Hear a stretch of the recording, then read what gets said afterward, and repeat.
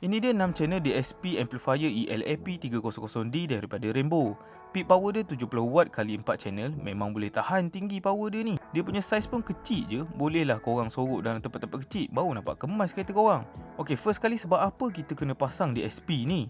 Supaya korang dapat quality sound yang jauh beza dan lebih baik lepas pasang DSP dari segi depth, positioning dan juga sound staging.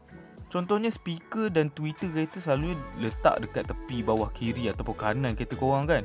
Kalau ikut logik, maksudnya bila kau pasang lagu, bunyi tu akan keluar dekat bahagian kaki korang lah. Sama juga macam subwoofer, korang pasang dekat bonnet ataupun bawah seat kereta kan. Secara general, kalau korang tak pasang DSP ni, korang akan rasa bass atau low frequency sound tu datang dari belakang ataupun bawah. Jadi berterabur lah bunyi dia nanti. Kadang-kadang disebabkan saiz dashboard, kedudukan speaker kereta ataupun struktur intro kereta tu boleh menyebabkan kualiti audio kereta korang terkesan. Tapi bila pakai DSP ni, korang boleh tune dan akan rasa bunyi tu datang supaya bunyi tu boleh tertumpu pada satu point je. Lepas tu tune staging kasih tune, korang akan rasa bunyi tu macam pasang dekat depan sebab DSP tu dah ditunekan. Bunyi bass tu pun korang dapat rasa datang daripada depan ataupun windshield kereta korang. Barulah rasa puas nak dengar lagu dengan tengok video.